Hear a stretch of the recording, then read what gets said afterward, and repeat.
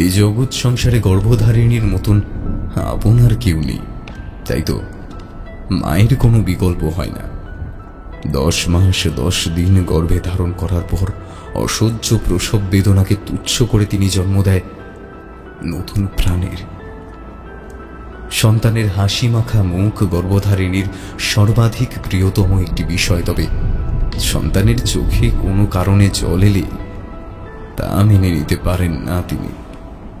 সন্তানের গায়ে এতটুকু আঘাতের আঁচড় আসলে গর্ভধারিণীর বুকে জুড়ে ওঠে এক ভয়াবহ আগুন। গর্ভধারিণীর মমতাময়ী রূপ তখন নিমিষে পরিবর্তিত হয় রুদ্রময়ীতে। এক গর্ভধারিণীর রোষানল যে কি ভয়াবহ হতে পারে তা তখন প্রত্যক্ষ করে জগৎ সংসারের সকলে। আমাদের আজকের নিবেদন লেখক সুরজিৎ ঘোষের কলমে তারানাথ তান্ত্রিক ফ্যানফিকশন, তারানাথ তান্ত্রিক ও গর্ভধারিণীর প্রতিশোধ। গল্পের সূত্রধার ও গল্প পাঠে আমি ব্রতদীপ, অন্যান্য চরিত্রে সাগ্নিক, পার্থ, বিবেকজি, বর্ষা, অরিত্র, ইন্দ্রনীল ও বর্ণিশা। শুরু হতে চলেছে আজকের গল্প তারানাথ তান্ত্রিক ও গর্ভধারিণীর প্রতিশোধ।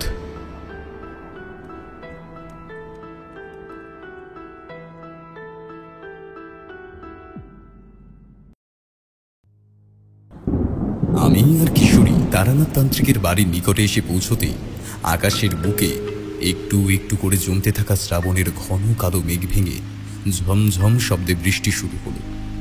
গুরু গুরু আওয়াজে কালো মেঘের পরতের মাঝে খেলে যেতে লাগলো বিদ্যুতের লকলকে সাদা তরবারি।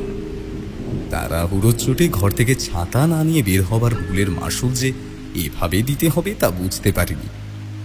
বৃষ্টির হাত থেকে বাঁচতে আমরা পড়ি কি মরিভাবে ছুট দিলাম তারানাথের বাড়ির দিকে। তারানাথ একজন স্বনামধন্য তান্ত্রিক। আমরা মাঝে মধ্যেই অবসর সময় তার বাড়ি গিয়ে গল্প শোনার আবদার করি এবং তিনি তার অতীত জীবনের নানা অভিজ্ঞতা ভাগ করে নেন আমাদের সাথে। ঘরের ভিতর ঢুকতেই দেখলাম তারানাথ তক্ত বসে বসে নিজের মনে বিড়বিড় করে কি যেন বলছে, আর তার ভাষা ভাষা দু চোখে নির্লিপ্ততা বিদ্যমান। আমাদের দেখা মাত্র তারানাথ উত্তেজিতভাবে বলল, কখন এলে তোমরা? একদম খেয়ালই করিনি। ও কি বৃষ্টির জলে তোমাদের মাথা তো একেবারে ভিজে গেছে। দাঁড়াও দাঁড়াও, একটা গামছা এনে দি, মাথার চুল মুছে নাও ভালো করে, না হলে ঠান্ডা লেগে যাবে যে। এই কথা বলে তারানাথ চলে গেল ঘরে। কিছু সময় বাদেই গামছা এনে আমাদের দিয়ে বলল, এই না, তাড়াতাড়ি মুছে বসে পড়ো দেখি, আমি অন্তরে চা করতে বলে দিয়েছি। মাথা মুছে বসে পড়লাম আমরা। পকেটে হাত ভরে কিশোরী সিগারেটের প্যাকেট বের করে এগিয়ে দিল তারানাথের দিকে। তারানাথের কন্যা এসে রেখে গেল গরম লেবু চা আর চাল কড়াই ভাজা। তা চিবোতে চিবোতে আমি বললাম, বৃষ্টির যা বহর দেখছি, এই চট করে থামবে বলে মনে হয় না। আপনার বাড়ি ঢুকতে আর সামান্য বিলম্ব হলে পুরো ভিজে যেতাম। কি বলেন ঠাকুরমশাই? আমার কথা যেন শুনতেই পেল না তারানাথ। আশায় স্তব দেখে চলেছি আজ সে বড্ড অন্যমনস্ক। কিশোরীও বিষয়টি লক্ষ্য করে বলল, কি ব্যাপার বলুন তো ঠাকুরমশাই, আজ আপনাকে এমন মন মরা দেখাচ্ছে কেন? সিগারেট দেওয়াতে প্রতিবার আপনি যেমন খুশি হন, কই আজকে তো তেমনটা হলেন না। কিশোরীর কথায় তারানাথ যেন একটু নড়ে চড়ে বসল। তারপর একটা দীর্ঘশ্বাস ছেড়ে বলল, শৈশবের কথা বড় মনে পড়ে যাচ্ছে আজ।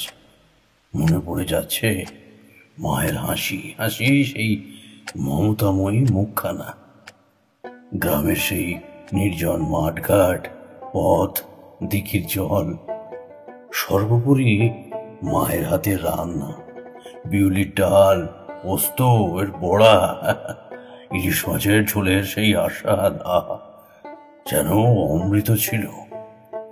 সারা জীবনে তো আর কম মানুষের হাতের রান্না খেলাম না, তবে মায়ের হাতের সে স্বাদ কোথাও পাইনি। কোথায় যে হারিয়ে গেল সেই সব রঙিন দিনগুলো। এসব পুরনো দিনের কথা স্মরণে আসলে মনটা এমন উদাস হয়ে যায়। আচ্ছা কিশোরী, এই জগতের সকল জননী বোধ হয় একই রকমের হয়, তাই না? এই যেমন ধরো আমার মা, তোমাদের মা, কিংবা এই আর 5 জনের মা, তারা সকলেই তো সর্বদা ব্যস্ত থাকেন সন্তানের মঙ্গল চিন্তায়, সন্তানকে রক্ষা করতে। এমন কোনো কাজ নেই যা তারা পারে না। আজ এমনই এক ঘটনার কথা খুব মনে পড়ে যাচ্ছে। তবে সেই ঘটনায় আমার দর্শক হওয়া ছাড়া তেমন কোনো ভূমিকা ছিল না। আমি বুঝলাম আস্তে আস্তে তারানাথ প্রবেশ করছে নতুন এক গল্পের মধ্যে। তার এই কথা শুনে গল্প শোনার সদ্য যে সুযোগ তৈরি হয়েছে সেটা যাতে নষ্ট না হয় সে কারণে কিশোরী শীঘ্র বলে উঠল, আজ তবে সেই গল্পই বলুন না ঠাকুরমশাই। তারানাথ সিগারেটের প্যাকেট থেকে একটা সিগারেট বের করে তৃপ্তির সাথে লম্বা এক টান দিয়ে চোখ বুজে বলেন, বেশ, শোনো তবে। আমি তখন ঘর ছেড়ে বেরিয়ে পড়েছি অজানাকে জানতে, সাধুসঙ্গ করতে। একদিন দ্বীপ্রহরে গ্রীষ্মের কড়া রোদের হাত থেকে বাঁচতে আশ্রয় নিলাম এক প্রকাণ্ড বটবৃক্ষ তলায়। ঝোলার মুখ খুলে দেখলাম সামান্য কিছুটা ছিঁড়ে গুড় আর কতগুলো বাতাসা রয়েছে সেখানে। খাবারগুলো বের করে খেতে শুরু করলাম। গ্রীষ্মের দাবদাহে প্রকৃতি মা শুকিয়ে যেন তার ভয়ানক রূপ ধারণ করেছে। দীর্ঘদিন বৃষ্টি না হওয়ায় খাল, বিল, পুকুর, জল একেবারে তলানিতে গিয়ে ঠেকেছে। খাওয়া শেষ হয়ে এসেছে এমন সময় আমি দেখলাম খানিকটা দূরে রাস্তা ধরে এগিয়ে যাচ্ছে একটা লোক। তবে যে বিষয়টা দেখে আমার চক্ষু সংকুচিত হয়ে গেল তা হলো লোকটার চারপাশে ঘিরে রয়েছে ধোঁয়াশার মতো ভাসমান এক রাশ মিশমিশে কালো অন্ধকার। এমন ভর দুপুরে কাঠ ফাটা রোদের মাঝেও লোকটিকে বেষ্টনকারী ওই অন্ধকার যেন মহা অশুভ কিছুর ইঙ্গিত দিচ্ছে, তা আমার অজানা নয়। আমি উঁচু গলায় হাত নেড়ে তাকে ডাকলাম, এই যে একটিবার এদিকে শোনো তো। লোকটি আমাকে খেয়াল করেনি প্রথমে। চারিদিকে ঘাড় ঘুরিয়ে অবশেষে আমার দেখা পেয়ে সে এগিয়ে এলো বটতলার পানে। এবার ভালো করে পর্যবেক্ষণ করলাম তাকে। পাতলা গোছের চেহারা, শ্যামলা গায়ের রং, বয়স আন্দাজ 30-এর ঊর্ধ্বে নয়। মাথার চুল উস্কো খুস্কো, গায়ে সাদামাটা একটা ফতুয়া আর খয়াটে মলিন ধুতি। অসীম দুশ্চিন্তা আর দম বন্ধ করা অস্থিরতা যেন ঘুরপাক খাচ্ছে তার 2 চোখে। তাকে দেখে বেশ বোঝা যায় সে কোনো বিপদে পড়েছে অথবা পড়তে চলেছে। আমি এক দৃষ্টে তাকিয়ে থেকে নিরীক্ষণ শেষে বললাম, কি নাম হে তোমার? সে আমার দিকে পলকহীন ভাবে বিমূঢ় হয়ে তাকিয়ে রইল কিছু সময়। তারপর ভাঙা ভাঙা গলায় বলল, আগে নীরেন। তবে আপনারে তো ঠিক চিনলাম না। তার এ প্রশ্নের জবাবে আমি বললাম, সবাইকে যে চিনতে হবে তেমন তো কোনো কথা নেই। অমন কুচিন্তা মনে এনো না নীরেন, তোমার ছেলের জ্বর একেবারে নেমে যাবে। আমার এ কথা শোনা মাত্রই নীরেনের চোখের অভিব্যক্তি মুহূর্তে বদলে গেল। তার মনের ভিতর চলতে থাকা প্রবল ঝড় যেন সহসা থেমে গেছে। তার চোখ ভরে উঠল অপার শ্রদ্ধায়। অবুঝ বালকের মতো ছুটে এসে আমার পা দুখানি ঝাপটে ধরে অঝরে কাঁদতে কাঁদতে সে বলল, আপনি আপনি আমার ছেলেটারে বাঁচান বাবা ঠাকুর।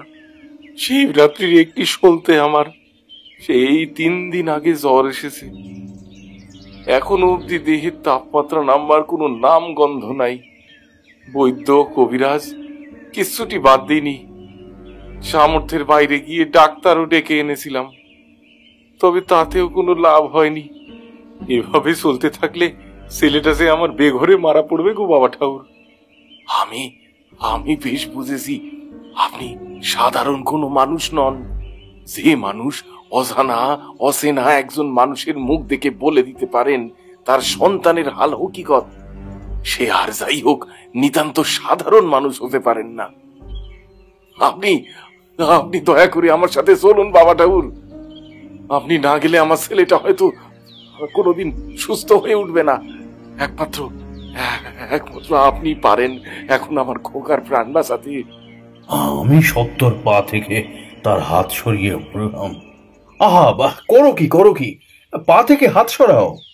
না বাবা ঠাকুর, আপনি যতক্ষণ না বলছেন আমার সাথে যাবেন, আমি ততক্ষণ আপনার চরণে হাত দিয়ে পড়ে থাকবো। নীরেনের এমন কাতর স্বরের পীড়াপিড়ি আর কাকুতি মিনতি দেখে আমি বললাম, আচ্ছা ঠিক আছে, আমি যাব। তা নীরেন, তোমার বাড়ি কোথায়? আমি যাব বলায় তার মুখ আলো হয়ে উঠল খুশিতে। অকৃত্রিম ঝলমলে সামান্য হাসি হেসে ও উত্তর দিল, আমার গ্রামের নাম কাশিয়ারা, এখান থেকে বেশ দূরে। তবে তবে যাত্রাপথে আপনার কোনো অসুবিধা হবে না। সামনে আমার গরুর গাড়ি রাখা রয়েছে। আমি এখানে এসেছিলাম এক নামজাদা বৈদ্যর সন্ধানে, কিন্তু তিনি বাড়িতে নেই। কোথায় যেন গেছেন, বেশ কয়েকটা দিন কেটে যাবে তার ফিরতে। তাই অগত্যা বৈদ্যকে ছাড়াই গ্রামে ফিরছিলাম। তবে তবে তবে ভগবান যা করে তা বোধহয় মঙ্গলের জন্যই করে। হ্যাঁ, মঙ্গলের জন্যই। তাই তো আপনার সাথে দেখা হয়ে গেল। আমি এবার নীরেনের সাথে এসে বসলাম গরুর গাড়িতে। চালক হুটহাট শব্দ করে গরুর গায়ে চাপড় মারতেই গাড়ি গড়াতে আরম্ভ করল। পরিচয় পর্বের পর জানতে পারলাম নীরেনের পুরো নাম নীরেন ঘোষ। সে কাশিয়ারা এর বাসিন্দা। তার 5খানা দুগ্ধবতী গাভী রয়েছে। তাদের দুধ বিক্রি করেই সে জীবিকা নির্বাহ করে। বছর 12 তার একমাত্র ছেলে আছে, নাম বুধন। বুধনের মা মারা গেছে 2 বছর আগে। বুড়ি পিসিমার কথা শুনে নীরেন দ্বিতীয়বার বিয়ে করেছে মাত্র কয়েক মাস পূর্বে। তবে মুশকিল হলো তার নতুন বউটি ভারী বদ। বিবাহের পূর্বে গুণাক্ষরেও সে বিষয়ে টের পায়নি নীরেন। বুধন তার সৎ মায়ের 2 চোখের বিষ হয়ে উঠেছে। নতুন মা তাকে সারাদিন হাড় ভাঙা পরিশ্রম করায়, উঠতে বসতে খাবার নিয়ে খোঁটা দেয়। ছেলেটা যে জ্বরে শয্যাশায়ী হয়ে পড়েছে, এতে তার বিন্দু মাত্র মাথা ব্যথা নেই। সহানুভূতির পরিবর্তে দিবা নিশি অবিরাম সাপ সাবান্তই করে চলেছে তাকে। ছেলের এমন ভয়ানক দুরারোগ্য জ্বর, নতুন বউয়ের নিত্যদিন অশান্তির প্রকোপে তার মন মেজাজ একেবারে তুঙ্গে উঠেছে। এরকম চলতে থাকলে সে পাগল হয়ে যাবে।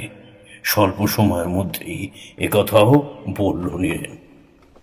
সিক্ত চোখে অসহায় ভাবে ও আরো বলে চলল, বাবা ঠাকুর, সবই তো শুনলেন। আমি যে কি ভুল করেছি গিরিবালাকে বিয়ে করে। ও মানবী নয়, ও দানবী। মানুষ হলে কি আর খোকাকে দিয়ে অমন পশুর মতো মেহনত করাতে পারতো? ওই শয়তানির অত্যাচার ওইটুকু বাচ্চা কি সইতে পারে? তাই তো এমন জ্বর বাঁধিয়ে বসলো ছেলেটা আমার। বাবা ঠাকুর, আমি ঠিক করেছি গিরিবালাকে তার বাপের ঘরে রেখে আসবো। না হলে ও বাঁচতে দেবে না খোকারে। আমি নীরেনের কথা শুনছিলাম। বিনা মন্তব্যে মনটা বিষণ্ণ হয়ে যাচ্ছিল বাচ্চাটার করুণ অবস্থার কথা ভেবে। এক্ষেত্রে তো বুধনের কোনো দোষ নেই, তবু তাকে কেন এমন অত্যাচারিত হতে হবে? কেন এত কষ্ট ভোগ করতে হবে? কাশিয়ারা যখন পৌঁছলাম তখন বিকেল। গতিশীল সন্ধ্যার দিকে গরুর গাড়িতে বসে যেতে যেতে দেখলাম ছোট ছোট বালকেরা খেলা করছে মাঠে। রাখালেরা ফিরছে গরু মহিষের দল সঙ্গে নিয়ে। সন্ধ্যার শুভক্ষণেই গৃহবধূরা শাঁখে ফুঁ দিচ্ছে।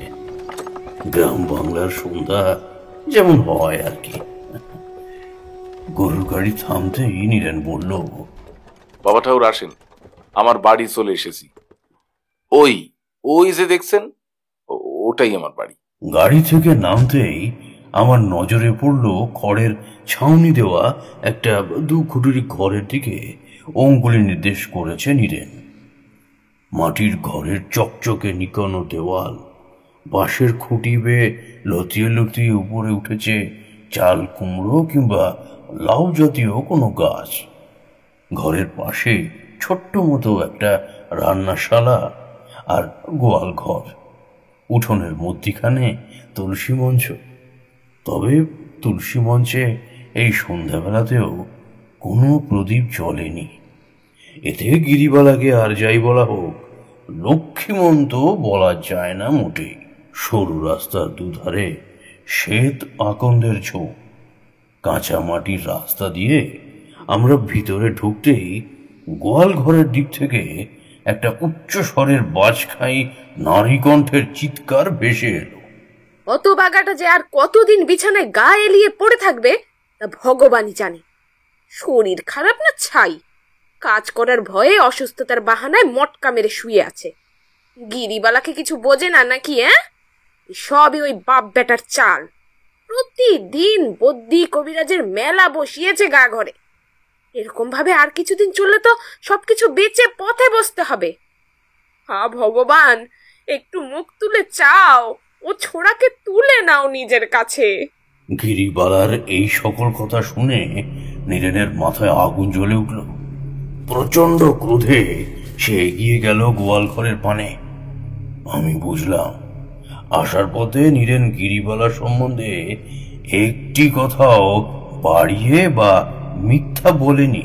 বলি নতুন বউ, তুমি কি চোখ থাকতেও অন্ধ নাকি?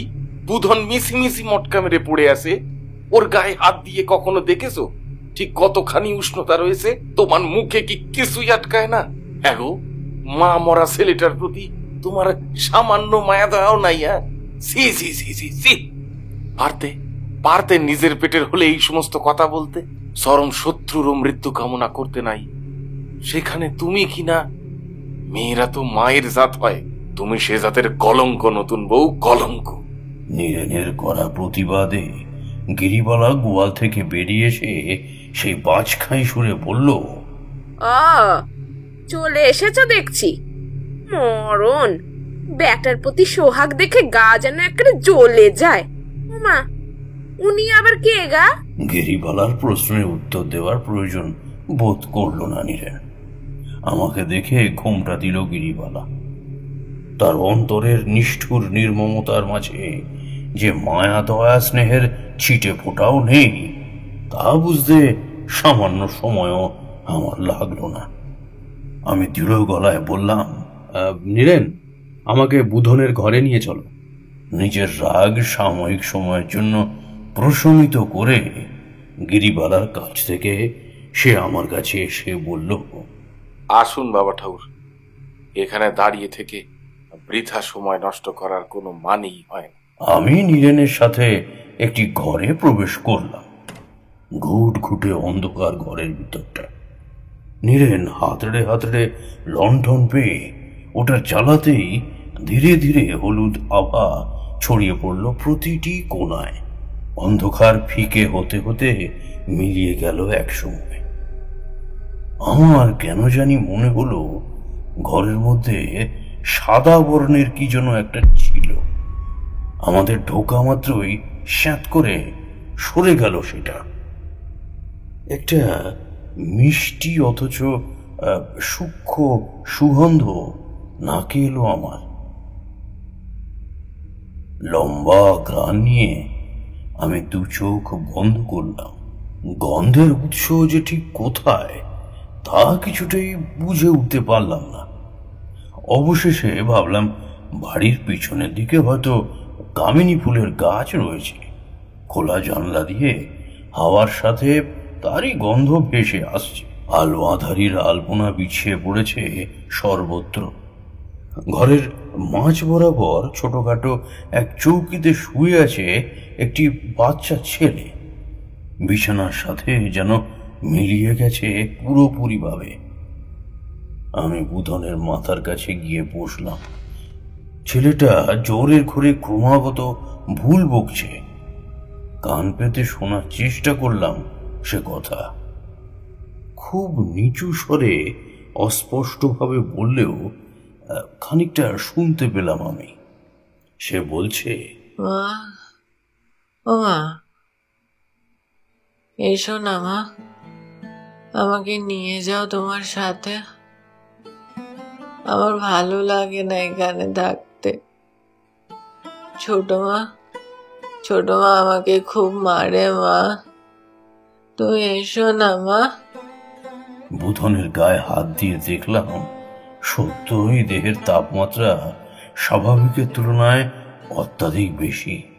গায়ের চাদর খানিকটা নেমে যেতেই দৃষ্টিগোচর হলো একটা ছবি আষ্টে পৃষ্ঠে জড়িয়ে ধরে রয়েছে সে। ছবিটি কার এ প্রশ্ন আমার মনে আসার আগেই তা নিবারণ করলো নীরেন। বলল, বাবা ঠাউর, ওটা ওর মা রাধারানীর ছবি। নীরেনের হাতে ধরা লণ্ঠনের কোমল আলোয় ছবিটির সামান্য যেটুকু অংশ দেখলাম তাতেই মনে হলো সাক্ষাৎ লক্ষ্মী প্রতিমার চিত্র যেন দেবীর আসন থেকে সযত্নে তুলে বুধনের হাতে ধরিয়ে দিয়েছে কেউ। ছবিতে অঙ্কিত নারীটির রঙিন কাপড়ের প্রান্তভাগে ঢাকা তার মুখের অর্ধেকাংশ কিন্তু কাপড়ের আচ্ছাদন না পড়া মুখমণ্ডলের অংশ দেখা যায়। ঘন কালো চুলের মাঝে আঁকা বাঁকা এক লাল সিঁথি, টকটকে সিঁদুর, কপালে পোড়ো লাল টিপ, টানা টানা দ্বিগল দুই আঁখি, নাকের মধ্যখানে ধাতু নির্মিত নাকছাবি আর গোলাপি ঠোঁটে লেগে রয়েছে সামান্য এক চিলতে মধুর হাসি। বুধনের গায়ের চাদরটা টেনে দিলাম। কপালে হাত বুলিয়ে দিতে দিতে পরমেশ্বরের কাছে কায় মনোবাক্যে প্রার্থনা করলাম তার দ্রুত সুস্থতা। নীরেন, তুমি বরং এক কাজ করো, এক বাটি জল এনে কাপড়ের টুকরো ডুবিয়ে ওর মাথায় জলপট্টি দাও আর খানিকটা গরম দুধ খাওয়ানোর চেষ্টা করো, কেমন? এরপর আমি বাইরে বেরিয়ে এলাম। তখন পুরোপুরি সন্ধ্যা নেমে গেছে কাশিয়ারার বুকে। এই ভিটাতে পা দেওয়ার থেকে একটা অদ্ভুত মিষ্টি গন্ধ আমি টের পাচ্ছি। ওই গন্ধটার মধ্যে একটা অসামান্য শান্তিদায়ক, স্বস্তিদায়ক একটা ব্যাপার রয়েছে। আমি হাঁটতে হাঁটতে নীরেনের বাড়ির পিছন দিকটায় এলাম, আর তাতেই যা দেখলাম তাতে আমার পা যেন মাটির সাথে আটকে গেল। তারানাথ একটু থামতেই কিশোরী বলল, কি হলো ঠাকুরমশাই, বলুন, কি দেখে আপনার পা মাটির সাথে স্থির হয়ে গেল? নীরেনের বাড়ির পিছন দিকে যেতেই আমি দেখলাম বুনো গুল্মের ঝোপ থেকে একটা আবছা ছায়ামূর্তি উঁকি মারছে ঘরের জানালার দিকে। ছায়ামূর্তির অঙ্গে রয়েছে একটা কাপড় জাতীয় কিছু। তার হাতে কাঁচের ছুরি টোকাটুকি লেগে রিনিঝিনি শব্দ সৃষ্টি করেছে। তবে তাজ্জব করা বিষয় হলো বাড়ির এই পিছনের দিকেও কোনো কামিনী ফুলের গাছ নেই। যে গন্ধটা পেয়েছিলাম তাহলে ওটা কিসের ছিল? বিহলতা কাটিয়ে আমি চড়া গলায় বললাম, কে কে তুমি? ওরকম বনের মধ্যে দাঁড়িয়ে আছো কেন? নীরেন, নীরেন, লণ্ঠনটা নিয়ে বাড়ির পেছনে একবার এসো তো। আমার এমন হাঁক ডাকে থরথর করে কেঁপে উঠল ছায়ামূর্তিটি। চকিতে সনসন করে সে পলায়ন করলো পার্শ্ববর্তী জঙ্গলের দিকে। তবে পলায়ন করলো বলার চেয়ে অদৃশ্য হলো বললে বোধহয় যথার্থ বলা হয়, কারণ কোনো মানুষ শুকনো পাতার উপর দিয়ে দৌড়লে যে মরমর খরখর শব্দ শোনা যায়, আমার কানে কিন্তু সে প্রকার কোনো শব্দ এলো না। নীরেন যতক্ষণে সে পৌঁছলো ততক্ষণে সেই মূর্তি মিলিয়ে গেছে জঙ্গলের গাছগাছালির অভ্যন্তরে। লণ্ঠন হাতে নীরেন ছুটে ছুটে এসে খানিক দম নিয়ে বলল, কি হলো বাবা ঠাকুর, এমন করে ডাকলেন? আরে ডাকলাম কি আর সাধে হে, ওখানে কেউ একটা দাঁড়িয়ে জানলা দিয়ে উঁকি মারছিল তোমার ঘরে। তোমায় ডাকা মাত্র মনে হলো জঙ্গলের দিকে পালিয়ে গেল। ওই ঘরে জানলায় উকি মারছিল? ওটাতে তো বুধন শুয়ে আছে। আচ্ছা আচ্ছা বাবা ঠাকুর, আপনি এখানে দাঁড়ান, আমি বরং জঙ্গলের আশপাশটা ভালোভাবে একবার দেখে আসছি। আমাদের গায়ে তো মোটে শেষড়ের উপদ্রব ছিল না। তাহলে আমি তাকে বাধা দিয়ে বললাম, থামো নীরেন, ওখানে গিয়ে আর বিশেষ লাভ নেই, চলো আমরা ঘরে ফিরে যাই। এত কিছু বিষয়ের মধ্যে যে বিষয়টা আমি অনেক পরে খেয়াল করেছিলাম তা হলো সেই উৎসহীন মিষ্টি গন্ধের উগ্রতা। সে রাতের পর সকালে ভারী আশ্চর্যজনক যে ঘটনাটা ঘটল তা হলো বুধনের শারীরিক সুস্থতা। মাত্র এক রাত্রের মধ্যে তার শরীর থেকে যাবতীয় ক্লান্তি দুর্বলতা যেন ধুয়ে মুছে গেছে। নীরেন আমার কাছে এসে সৌজন্যে নত হয়ে বলল, বাবা ঠাকুর, বাবা ঠাকুর, আজ আজ আপনার জন্যই আমার খোকা পুনর্জীবন পেল। ধন্য ধন্য আপনি। কইরে কইরে বুধন, একবার এখানে আয় তো বাপ, এখানে আয়। সত্য বলতে বুধন এলে আমি তাকে দেখে নিজেই অবাক হয়ে গেলাম। বুধনের চোখের তলার কালি কোথায় গেল? দুপাশের বসে যাওয়া গালি বা আজ কোথায়? তার পরিবর্তে একটা উজ্জ্বলতা ফুটেছে সমগ্র মুখাবয়ব জুড়ে। যে বালকের কাল রাত অবধি জমে মানুষের টানাটানি অবস্থা ছিল, আজ তার এই আমূল পরিবর্তন পরমেশ্বরের মর্জি ছাড়া আর তো কিছু নয়। সবই সবই তারই মর্জি। আমি প্রণাম জানালাম পরমেশ্বরকে। বুঝলে নীরেন, আমি কিছুই করিনি হে, যা করার তা করেছেন ওই পরমেশ্বর, তাই ধন্যবাদ তারই প্রাপ্য। বুধন এসে আমায় প্রণাম করতেই যাচ্ছিল, তবে আমি তাকে ধরে নিয়ে বললাম, আহা, প্রণাম করতে হবে না, তুমি এখন সুস্থ বোধ করছো তো?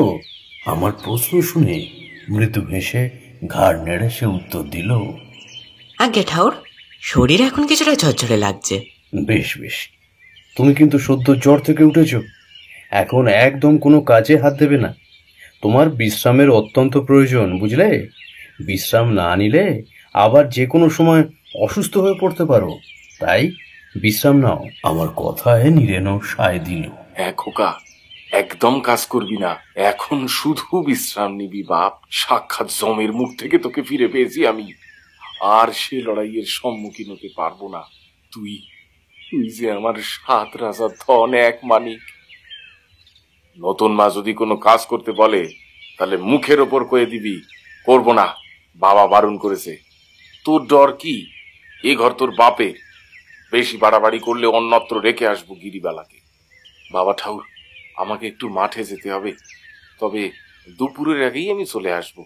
কয়েকটা দিন নানা চক্করে ফসলের দিকে আর যাওয়া হয়ে ওঠেনি, তাই এবেলা একবার যাই। আচ্ছা বেশ নীরেন, তুমি বরং মাঠে যাও, আর আমিও এক ফাঁকে এই কাশিয়ারা গ্রামটা একটু ঘুরে দেখে আসি, কেমন? তাই যান বাবা ঠাকুর, তাই যান। কাশিয়ারা খুব সুন্দর গ্রাম, হলফ করে বলতে পারি আপনার মন্দ লাগবে না। বুধন, সাবধানে থাকিস বাপ। এরপর আমি আর নীরেন ঘর থেকে বেরিয়ে পড়লাম। সে চলে গেল মাঠে, আর আমি গ্রাম ঘুরতে। অনেকক্ষণ যাবৎ কাশিয়ারা গ্রাম ভ্রমণ করে আবার যখন ফিরে এলাম নীরেনের বাড়িতে, তখন সদর পেরোতে না পেরোতেই প্রচন্ড শোরগোল শুনে দ্রুত পায়ে ঘরে ঢুকে দেখলাম মারমুখী নীরেন গিরিবালার প্রতি বিকট চিৎকার করে বলছে, আজ তোমারে আমার হাত থেকে কেউ বাঁচাতে পারবে না গিরিবালা। তোমার দুঃসাহস দেখে আমি স্তব্ধ হয়ে যাচ্ছি। আমি নিজে বুধনকে কোনো কাজ করতে মানা করেছিলাম, তাই ও করেনি। আর করবেই বা কি উপায়? গা থেকে জ্বর নেমেছে ঠিকই, কিন্তু তাই বলে শরীরে সেই জোর তো ফেরেনি। সে কারণেই ও তোমার মুখের উপর কাজ করতে পারবো না বলেছে। কিন্তু তাই বলে কোন আক্কেলে উনানের গরম শিক দিয়ে ওর পিঠে চাকা দিয়েছো? হ্যাঁ, আমার চোখ এবার গেল তাওয়ায় বসে ফুপিয়ে ফুপিয়ে কাঁদতে থাকা ছোট্ট বুধনের দিকে। আমি প্রায় ছুটে গিয়ে তার খোলা পিঠে তাকিয়েই দু চোখ বন্ধ করে দিলাম। মস্ত একটা দগদগে লম্বা কতর অসীম জ্বালা সহ্য করতে না পেরে ছটপট করছে বাচ্চা ছেলেটা। নিজেকে আর সংযত রাখতে পারলাম না কিছুতেই। যদিও জানি কারো ব্যক্তিগত পারিবারিক বিষয়ে বাইরের লোক হয়ে কথা বলা ঠিক নয়, কিন্তু তাই বলে চোখের সামনে কোনো অন্যায় হচ্ছে দেখেও মুখ বুজে থাকা অনুচিত। এই প্রথম গিরিবালার মুখোমুখি দাঁড়িয়ে তার চোখে চোখ রেখে বললাম, শিশুর মধ্যেই স্বয়ং ভগবানের বাস। তুমি সেই শিশুকে এমন আঘাত করো কোন স্পর্ধায়? আজকের এ কার্যে তুমি মহাপাতকী হলে। তোমার পাপ আদৌ খণ্ডন হবে কি না এ বিষয়ে আমার যথেষ্ট সংশয় রয়েছে। আর কোনো কথা না বলে আমি বুধনের কাছে এসে পুনরায় বসলাম। তারপর হেঁসেল থেকে তালপাতার হাত পাখা এনে হাওয়া করতে লাগলাম ওকে। নীরেন আরো 4-5 কথা শোনালো গিরিবালাকে। গিরিবালা কিন্তু মুখে কিছু বলল না, ঘুম মেরে দাঁড়িয়ে রইল ঠায়। খানিক বাদে জল শূন্য কলসি কাঁকে তুলে বেরিয়ে গেল বাইরে। আমার চোখে এবার একটা অতিলৌকিক ব্যাপার ধরা পড়ল, আর পরক্ষণেই সারা শরীরে কাঁটা দিয়ে উঠল।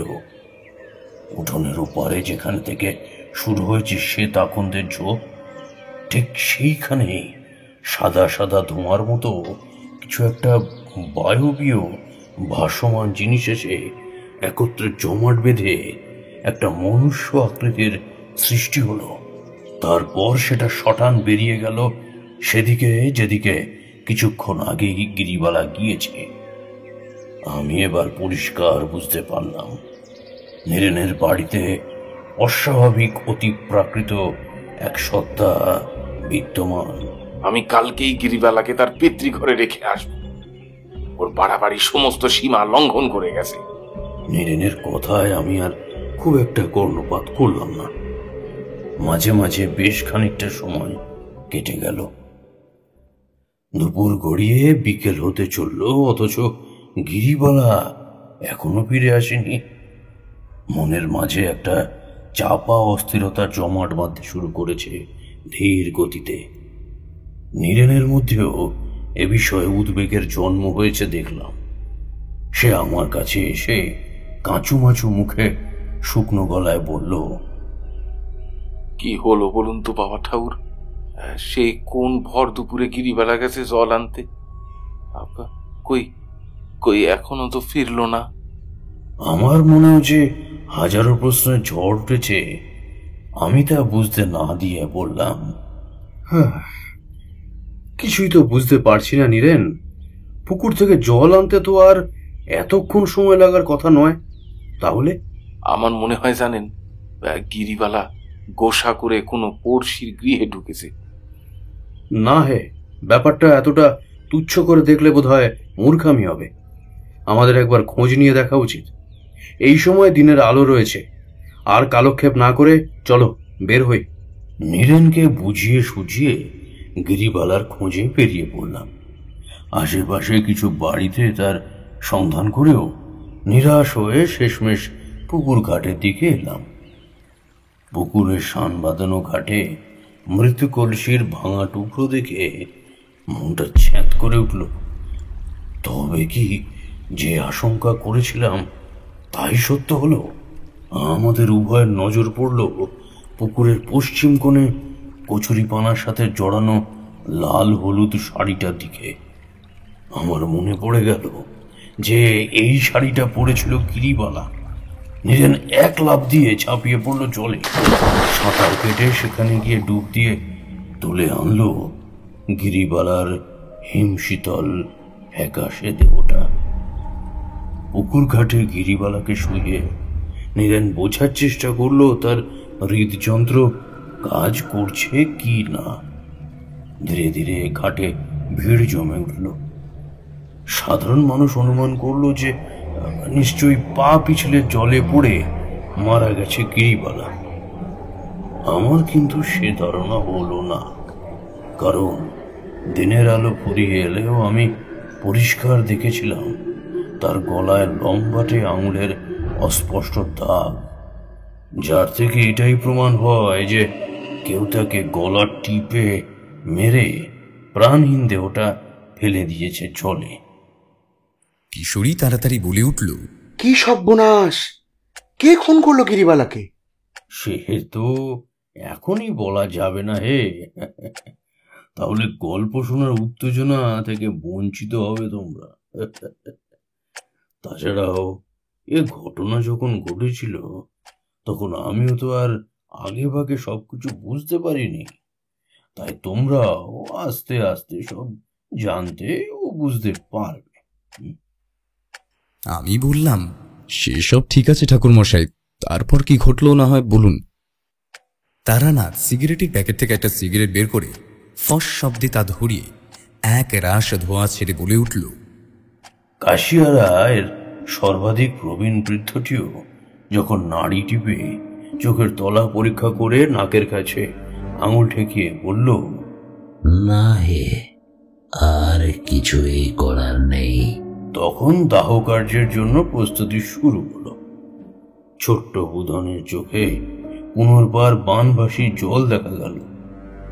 যে সৎমা তাকে একেবারে পছন্দ করত না, গরম শিক দিয়ে পিঠ পুড়িয়ে দিতেও যার হাত কাঁপেনি, সেই মায়ের জন্যই তার চোখের কোণ বেয়ে গড়িয়ে পড়ল অশ্রু বাড়ি দ্বারা।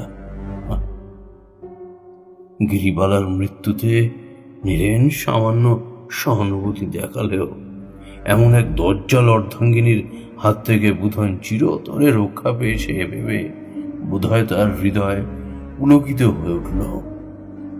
কিন্তু তখন কি আর নীরেন ঘুরাক্ষরেও জানত যে এরপরই এক ভয়ানক বিভীষিকা তার সমস্ত আনন্দ বানচাল করে দিয়ে হানা দেবে তাদের শান্তিপূর্ণ জীবনে। শেষকৃত্য যখন সম্পূর্ণ হলো তখন বলা যায় ভোর রাত। যাবতীয় ক্রিয়াকর্ম সেরে নীরেন আর বুধন সকালে ফিরে এলো ঘরে। সারাটা দিন কেটে গেল থমথমে ভাবে। আমি লক্ষ্য করলাম বুধনের শরীর থেকে কামিনী ফুলের মতো ফুরফুরে মিষ্টি গন্ধটা বের হচ্ছে ক্রমাগত। যাই হোক, পড়ন্ত বিকালের শেষটুকু তেজ বিলিয়ে দিয়ে সূর্য অস্ত গেলে নেমে এলো ঘোর কালো রাত। আমার মনের মধ্যে কেউ যেন বলে উঠল, আজকের রাতে ভয়ানক কিছু একটা ঘটতে চলেছে। তোমরা তো জানো আমি কোনো বিপদের আগাম ইঙ্গিত পেলে তা মিথ্যা হওয়ার নয়। নীরেনকে কাছে ডেকে শান্ত স্বরে বললাম, দেখো নীরেন, আজ রাতে তোমার আর বুধনের কোনো এক মহা অনিষ্ট ঘটতে চলেছে, তাই তোমাকে একটু হুঁশিয়ার থাকতে হবে, বুঝলে? উদ্বিগ্ন হয়ে পড়ো না। আমিও তোমাদের সাথে একই ঘরে শোব, দেখা যাক কি ঘটে। মুখে উদ্বিগ্ন হতে বারণ করলাম বটে, তবে আমার মধ্যে বিচিত্র বিপদের ঘণ্টা কিন্তু বেজেই চলল। নীরেন শঙ্কিত হয়ে কম্পমান গলায় বলল, কি বলছেন বাবা টাউর? আমাদের উদ্ধার করুন আপনি। এই রাধা মাধব, আমি তো কোনো পাপ করিনি। আমার কপালে তবে এত দুর্ভোগ, এত সংসার কেন? আহ নীরেন, এখনই অত ঘাবড়ে যেও না, শক্ত হও। তুমি ভয় পেলে বুধনের কি দশা হবে বুঝতে পারছো? শোনো, বুধনকে এসব কিছু জানানোর কোনো দরকার নেই। রাতে অল্প কিছু ফল দই খেলাম। নীরেন বুধনকে কয়েক টুকরো ফল খাওয়ালো, তবে নিচে দাঁতে কিচ্ছুটি কাটলো না। আসলে কি জানো, মানুষ যদি একবার জেনে যায় যে তার মাথার উপর ভয়ঙ্কর অযাচিত কোনো বিপদের খাঁড়া নেমে আসতে চলেছে, তখন তার নাওয়া খাওয়া মাথায় ওঠে বই কি। হ্যাঁ, সে যাই হোক, খাওয়ার পর আমি নীরেন আর বুধন শুয়ে পড়লাম ঘরে। শোয়ার আগে এক ঘটি জল নিয়ে তা শোধন করে ছিটিয়ে দিলাম চৌকির চারিধারে।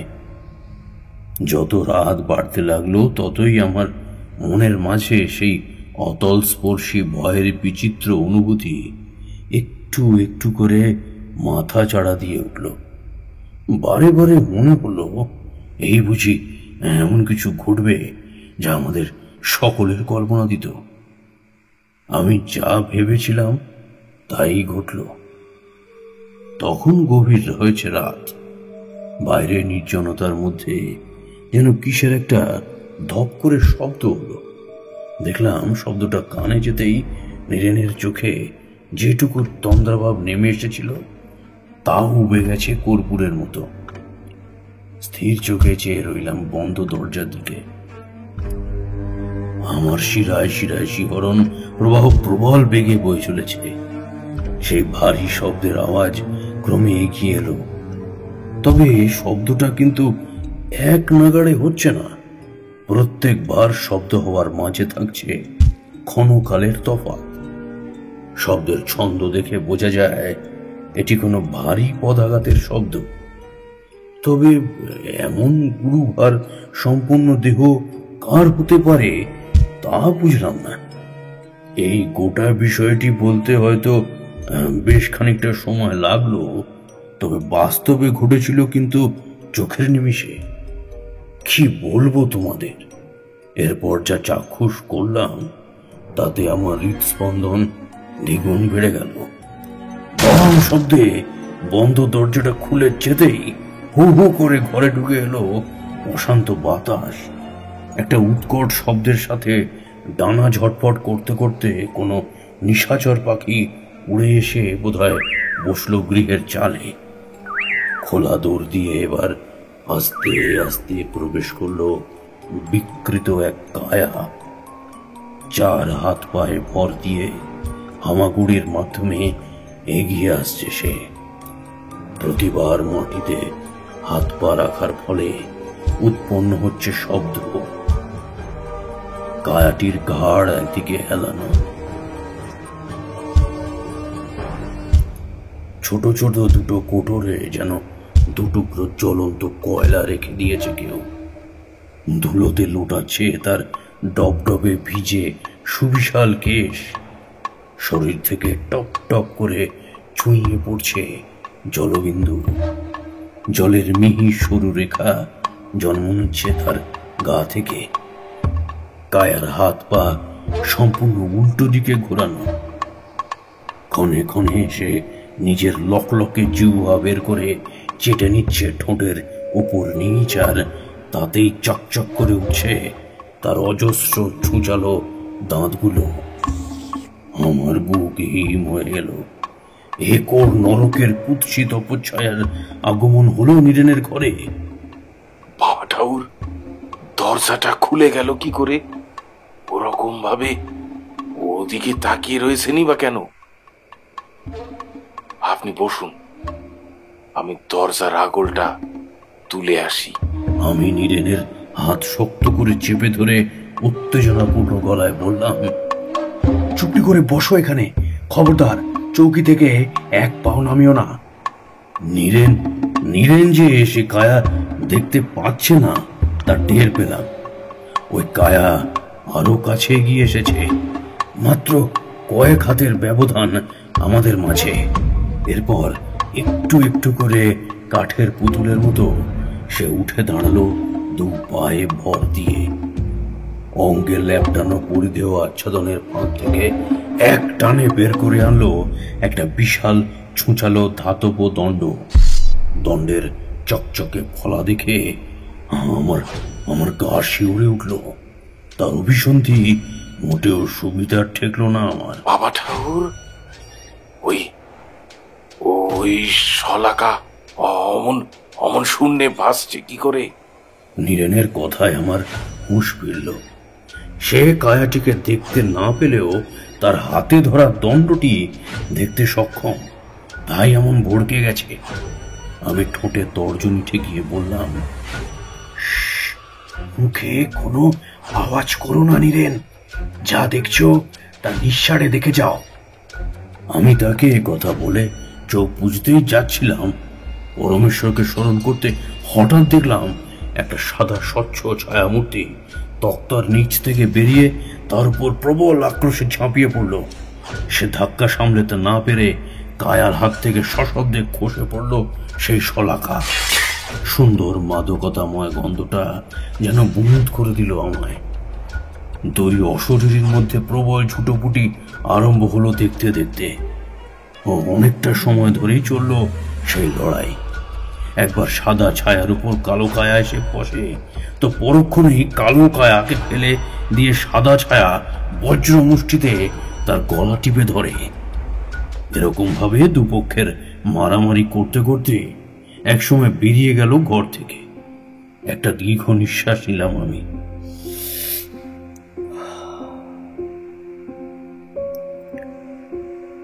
নীরেনকে সাহস জুগিয়ে বললাম, নীরেন, আপাতত ফাঁড়া কেটে গেছে, চলো এবার নিশ্চিন্তে ঘুমানো যাক, চলো।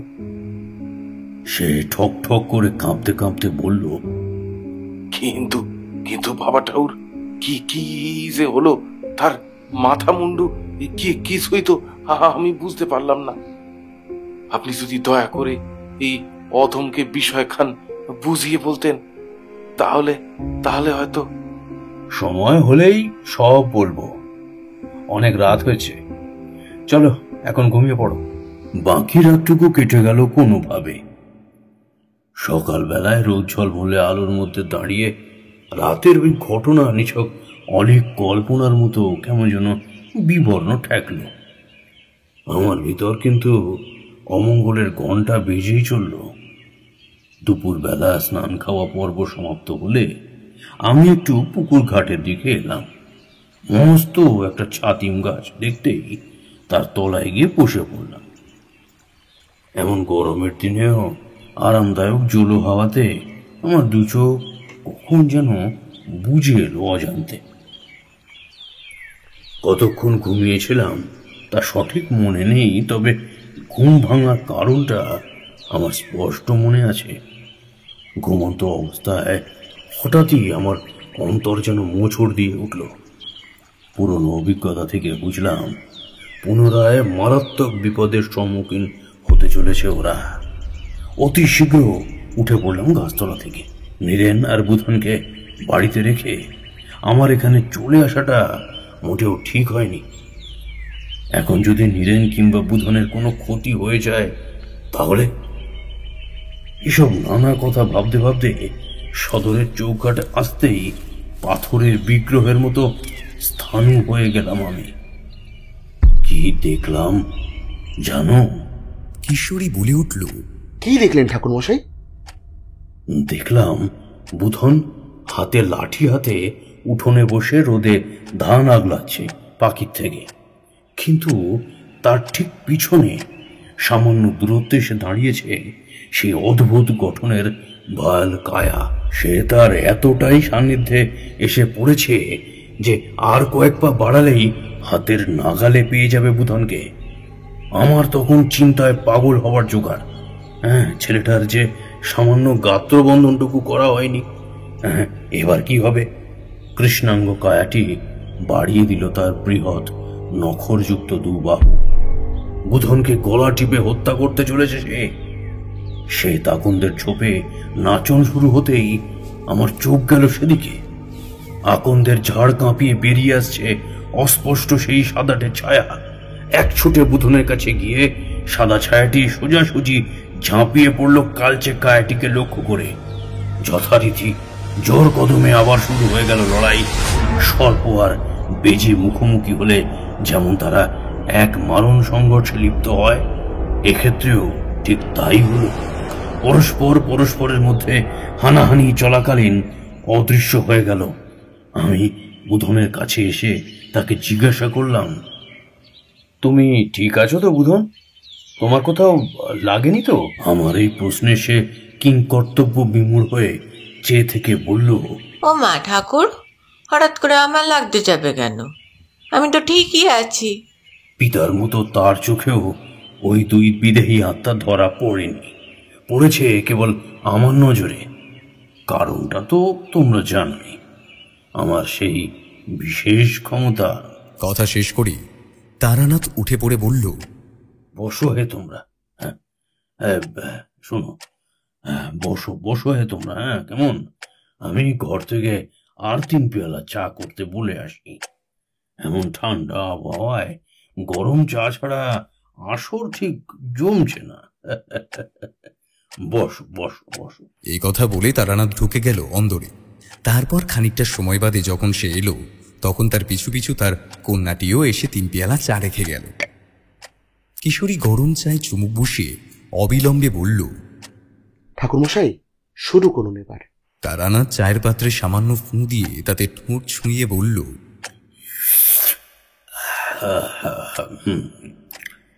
তো যা বলছিলাম, এই ঘটনা দেখার পর আমি সিদ্ধান্ত নিলাম সবকিছু বলে দেব নীরেনকে। হ্যাঁ, যেমন ভাবনা তেমন কাজ।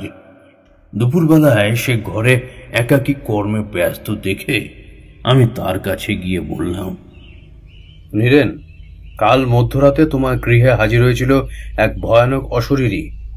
তুমি তাকে দেখতে পাওনি, তবে আমার চোখকে ফাঁকি দেওয়ার সাধ্য বা ক্ষমতা দুটোর কোনোটাই তার নেই।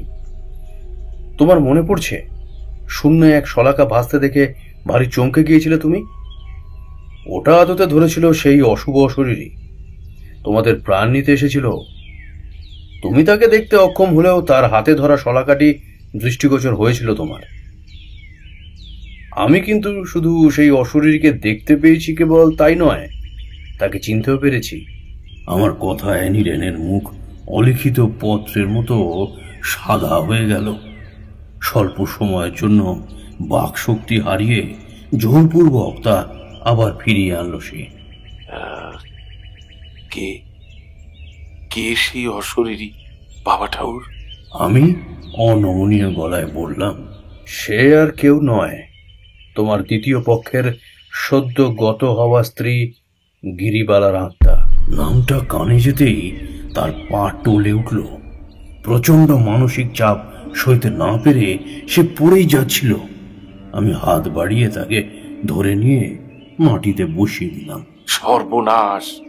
তাহলে আমাদের আর নিস্তার নাই। ঈশ্বর, সে মরে গিয়েও ফিরে এলো। ও সর্বনাশিনী আমাদের পিতা পুত্রের জীবন নিয়ে তবেই শান্তি লাভ করবে। আমি তার এই প্রশ্নের প্রত্যুত্তর দেওয়ার প্রয়োজনীয়তা বোধ করে বললাম, না হে নীরেন, তোমার এই কথা আমি মেনে নিতে পারছি না।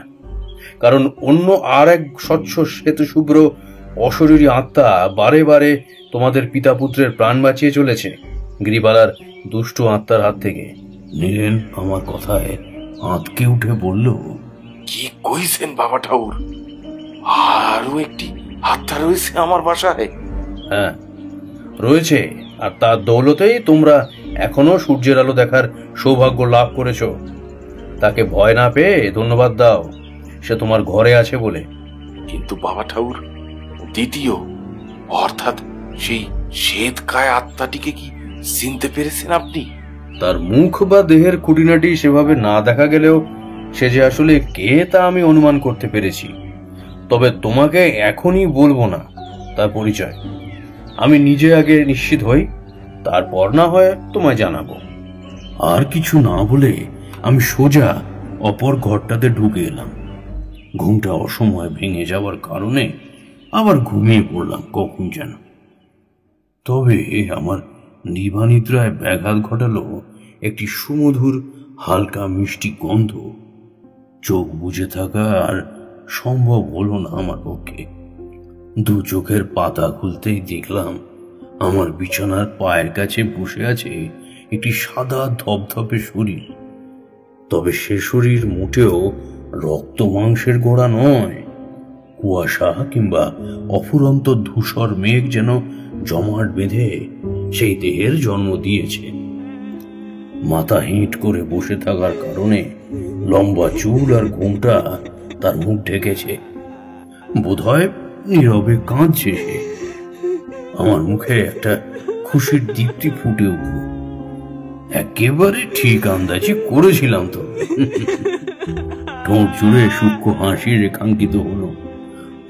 তার কান্নার সহায়হীনতা দেখে নয়, বরং তার অপত্য স্নেহ দেখে। নিচু গলায় বললাম, রাধারানী, কাঁদছো কেন? তারানাথের কথা শুনে কিশোরী লাফিয়ে উঠে প্রশ্ন করল, ঠাকুরমশাই, তার মানে ওই সাদাটে প্রেতাত্মা আসলে বুধনের জননী রাধারানীর ছিল? হ্যাঁ গো কিশোরী, ওই শুভ্র আত্মা হলো রাধারানীর। কিশোরী ফের বলল, আপনি কি করে বুঝলেন যে ওটি রাধারানী? আরে ধুর, এ আবার এমন শক্ত কি কাজ? এই ব্রহ্মাণ্ডে জননীর চেয়ে আপন আর কেউ নেই। 10 মাস 10 দিন গর্ভে ধারণ করার পর অসহ্য প্রসব বেদনাকে তুচ্ছ করে মাই পারে নারী ছেঁড়া ধন কোলে নিয়ে সমস্ত জ্বালা যন্ত্রণা নিমিষে ভুলে যেতে। কেবলমাত্র ছোট্ট নবগত শিশুর মুখ দেখেই আমি নীরেনের বাড়িতে পদার্পণ করা মাত্রই বুঝেছিলাম এক অলৌকিক অস্তিত্বের উপস্থিতি আছে। সেই বিদেহী আত্মা ছিল সর্বক্ষণ বুধনের সঙ্গী। মা ব্যতীত আর কেই বা এমন করে খেয়াল রাখতে পারে? মনে করে দেখো, প্রথম দিন যখন বুধনের ঘরে ঢুকলাম, তখন আমার মনে হয়েছিল কেউ একটা ঘর থেকে সরে গেল স্যাঁত করে। তারপর বাড়ির পিছন থেকে জানলা দিয়ে যে ছায়ামূর্তি উঁকি মারছিল, তা আর কেউ নয়, সে রাধারানী ছিল। ছেলের প্রতি নজর রাখতে সে সর্বদা ব্যস্ত। বুধনের দেহ থেকে আমি রাধারানীর আত্মার মিষ্টি গন্ধ পেয়েছিলাম। তবে হ্যাঁ, একবারে প্রথমেই আমি ধরতে পারিনি যে সেই অশরীরই হলো রাধারানী। যত সময় গেছে ততই তা উপলব্ধি করেছি অন্তরে অন্তরে। আচ্ছা ঠাকুরমশাই, তারপর কি হলো? রাধারানী মুখ তুলে চাইল আমার দিকে। তার মাথা থেকে ঘোমটা খুলে যেতেই দেখলাম বুধনের জ্বরের সময় যে মুখ ছবিতে দেখেছিলাম, হুবহু সে একই মুখ। ঘোর কালো চুলে টকটক করছে সিঁথি ভরা সিঁদুর, কপালে বিরাজমান লাল টিপ, নয়নে লেপ্টে রয়েছে মায়া কাজল, আর গোলাপের পাপড়ের মতো 2 ঠোঁট তার। রাধারানী আমার দিকে তাকিয়ে ক্রন্দন থামিয়ে বলল,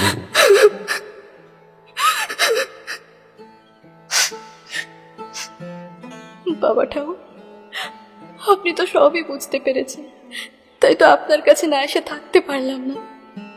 এবার আপনি বলুন, এখন আমি কি করব? তোমার যা করণীয় তাই করবে মা। জননীর অসাধ্য এমন কোনো কাজ নেই এই ভুবনে। তোমার অন্তরেতে যে অসীম শক্তি ও বিপুল তেজ রয়েছে, তা একাগ্র করে চেষ্টা করো, তাহলেই অশুভ শক্তির পরাজয় নিশ্চিত। কিশোরী বলল, রাধারানী কি করার কথা বলছিল ঠাকুরমশাই? এখনো বুঝলে না হে? গিরিবালার আত্মাকে বিনষ্ট করার কথাই বলছিল রাধারানী। মা সব সময় সন্তানকে আগলে রাখতে চায়, সেই কারণে মৃত্যুর পরেও রাধারানী থেকে গিয়েছিল বুধনের কাছে। ছলো ছলো নয়নে সে বলল, বাবা ঠাকুর, আমি কি পারবো গিরিবালার আত্মাকে পুরোপুরি ভাবে নির্মূল করতে? কাল রাত থেকে আজ দুপুর অব্দি মোট 2 বার চেষ্টা করেও তো তা সম্ভব হলো না। পারবে বই কি মা, নিশ্চয়ই পারবে। তোমাকে যে বুধনের জন্য পারতেই হবে, না হলে তোমার একমাত্র পুত্র আর জীবিত রবে না। আমার কথায় যেন রাধারানীর শান্ত চোখে ধক করে আগুন জ্বলে উঠল। সে ভরাট গলায় কইল, পারবো ঠাওর, আমি পারবো, আমাকে যে পারতেই হবে। এরপর গিরিবালার আত্মা যখনই হাজির হবে ঠিক তখনই আমার হাতে তার অন্ত অনিবার্য। আমি ভগবানের কাছে প্রার্থনা করছি এই যুদ্ধে যেন তুমি সফলতা অর্জন করো। জানেন ঠাকুর, আমার নিয়তিতে যে এত স্বল্পায়ু লেখা ছিল তা জানতাম না, আর জানলেই বা কি করতাম। জন্ম মৃত্যুর উপর তো আর মানুষের হাত নেই। বেশ সুখেই সংসার করছিলাম, কিন্তু হঠাৎ করেই কাল রাত্রের মতন ঘনিয়ে এলো সেই সময় যখন বোধনকে ছেড়ে আমায় চলে যেতে হলো। মরার পরে ছেলেটার ওই অসহায় নিঃস্ব মুখটা দেখে আমি থেকে গেলাম ওর কাছে। বেঁচে থাকতে যা যা করতাম এখনো সে সবই করি। যেমন ও ঘুমিয়ে গেলে মাথায় হাত বুলিয়ে দিই, জ্বর বা অন্যান্য শরীর খারাপে সর্বক্ষণ ওর কাছে কাছে থাকি। খেলতে গিয়ে চোট পেয়ে ঘরে এলে আমি এসে ওর ক্ষতস্থানে ফোঁ দিয়ে দিই। ঘুমের ঘোরে মা মা বলে যখন ডেকে ওঠে তখন পরম মাতৃ উষ্ণতায় বুকে জড়িয়ে ধরি। তবে পার্থক্য হলো এই যে আগে বোধন আমায় দেখতে পেত, অনুভব করতে পারত, আর এখন সে আমায় না পায় দেখতে আর না পারে আমার কার্যকলাপ অনুভব করতে। পিসিমার কথায় যখন বোধনের বাবা নতুন বিয়ে করে বউ ঘরে আনলো, বিশ্বাস করুন আমি ভারী খুশি হয়েছিলাম। ভাবলাম ছেলেটা আবার একটা নতুন মা পাবে, কত যত্ন আত্মি ভালোবাসা পাবে। বড্ড মূর্খ ছিলাম আমি, এখন তা হারে হারে বুঝি। গিরিবালা আসার কদিন পর থেকেই নিজের আসল রূপ ধরল। ভাবলাম বোধনকে মেনে নিতে ওর হয়তো একটু সময় লাগবে। বকাবকি, গালিগালাজ, একটু একটু মারধরও শুরু হলো, কিন্তু আস্তে আস্তে সেই সবের মাত্রা চড়তে লাগলো দিনকে দিন। তবে সবকিছুর সীমা ছাড়িয়ে গিয়ে যখন উনানের তপ্ত শিক বের করে বোধনের পিঠে পরিয়ে দিল সে, তখন আর মাথা ঠিক রাখতে পারলাম না। তাছাড়া গিরিবালা এবার পরিকল্পনা করছিল বোধনের খাদ্যে বিষ মেশানোর। একজন মেয়ে হয়ে পুত্র সম বালককে মারতে যে চায় তার বেঁচে থাকার কোনো প্রয়োজনীয়তা নেই এ সংসারে। গিরিবালা গিয়েছিল পুকুর ঘাটে জল ভরতে, প্রচন্ড রাগে দিলুম তার ঘাড় মোটকে জল ঠেলে। কিন্তু কিন্তু আমি তখনও ভাবতেও পারিনি যে পুনরায় ও ফিরে আসবে অশরীরী রূপে প্রতিশোধ নিতে। আমি বললাম, ও এই জন্যই তাহলে আপনি গিরিবালার মৃতদেহের গলায় আঙুলের ছাপ দেখেছিলেন। তারানাথ উপর নিচে মাথা নাড়ল। গিরিবালা সেদিন প্রকৃতপক্ষে জল আনতেই গিয়েছিল, তার আত্মঘাতিকা হওয়ার বিন্দুমাত্র বাসনা ছিল না। তবে রাধারানীর স্নেহময়ী আত্মাও তখন সন্তানের উপর তার করা অত্যাচার প্রত্যক্ষ করে আর সৎ মায়ের কুটিল গুপ্ত ফন্দিতে যথেষ্ট কুপিত হয়েছিল। ফলে যা হওয়ার তাই হলো। সন্তানের গায়ে আঁচড় লাগলে সকল জননীর বুকেই জ্বলে ওঠে এক ভয়াবহ আগুন। সে আগুন পুড়িয়ে ছারখার করে দিতে পারে হিতাহিত সকল কিছু। রাধারানী এরপর মারাত্মক উত্তেজিত হয়ে বলল, বাবা ঠাকুর, সে এসে গেছে। আজ এই মুহূর্তে নয় গিরিবালা শেষ হবে, আর তা না হলে আমি। এই বলে রাধারানী এক ছুটে বেরিয়ে গেল বাইরে। তার পেছন পেছনে বের হলাম আমিও। দুপুরের রোদের তেজ এখন বেশ কমেছে।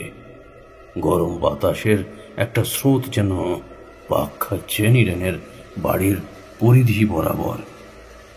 গিরিবালার শ্রীহীন কদাকার আত্মা অতি মন্থর গতিতে এগিয়ে আসছে বাড়ির দিকে। তার গনগনে দু চোখে যেন জিঘাংসার ভাঁটা। শরীর থেকে ধাবিত হওয়া জলের রেখায় মিশে যাচ্ছে কষ বেয়ে গড়িয়ে পড়া লালা মিশ্রিত রক্ত। অমসৃণ প্রেত সুলভ কণ্ঠে গিরিবালা বিকট হেসে চিৎকার করে বলল,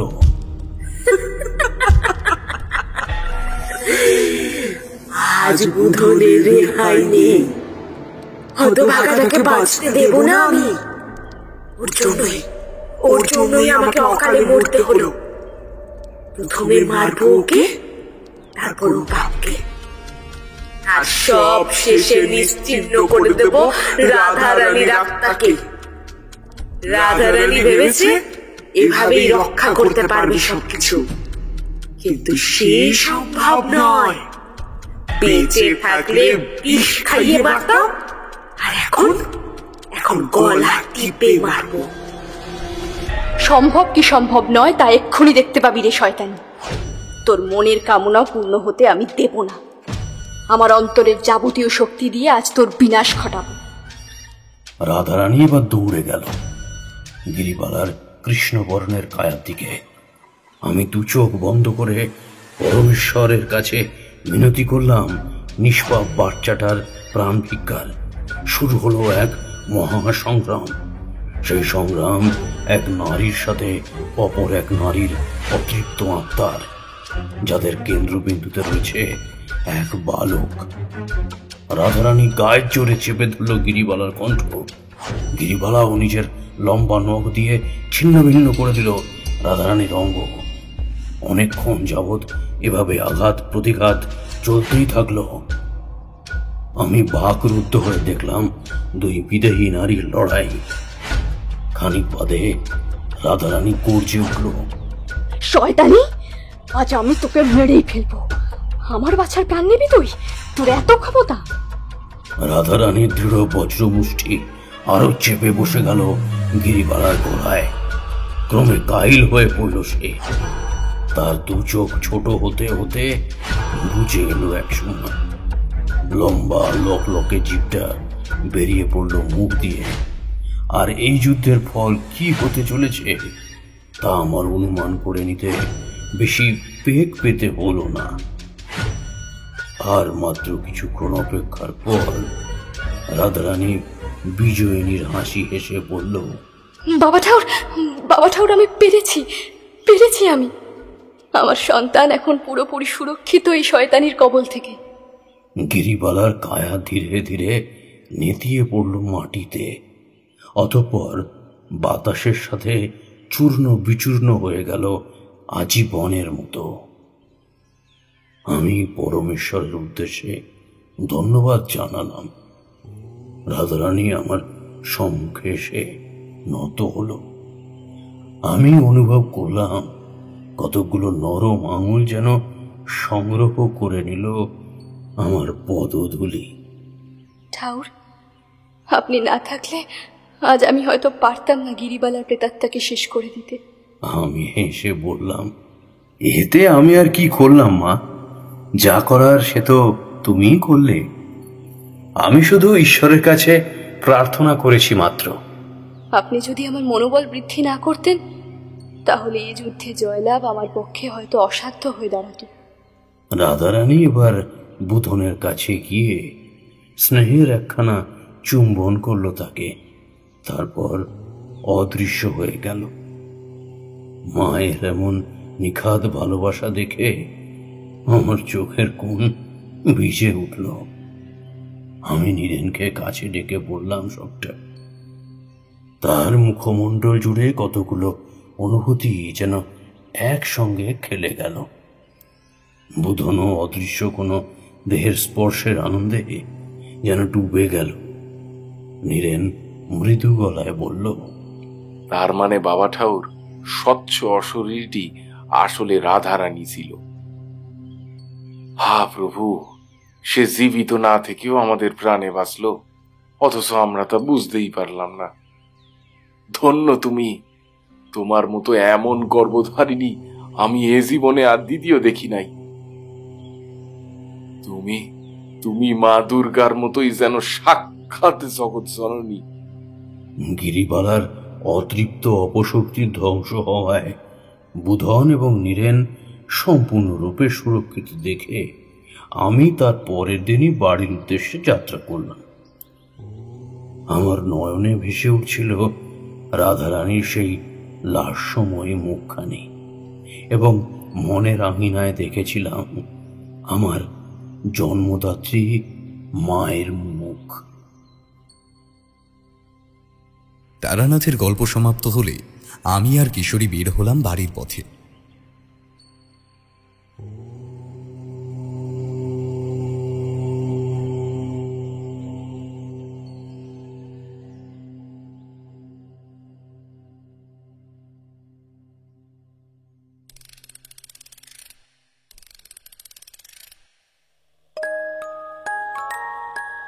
শুনছিলেন লেখক সুরজিৎ ঘোষের কলমে তারানাথ তান্ত্রিক ফ্যান ফিকশন তারানাথ তান্ত্রিক ও গর্ভধারিণীর প্রতিশোধ। সম্পাদনা এবং কাস্টিংয়ে সৌরভ এবং শ্রেয়া। পরিচালনা এবং ভিডিও ভিজুয়াল এফেক্টসে সৌরভ এবং প্রায়ণ। এডিটিংয়ে সায়ন। পোস্টার ডিজাইনে কৃষ্ণেন্দু মণ্ডল। আমাদের গল্পটি ভালো লেগে থাকলে লাইক করে দেবেন এবং আপনাদের মূল্যবান মতামত কমেন্টে জানাতে ভুলবেন না। আরও নতুন নতুন গল্প শুনতে চ্যানেলটি সাবস্ক্রাইব করে পাশে থাকা বেল আইকনটি প্রেস করে দেবেন, যাতে নতুন কোনো গল্প এলে তা সরাসরি সবার আগে পৌঁছে যায় আপনার কাছে। শুনতে থাকুন মিডনাইট ফ্যান্টাসি।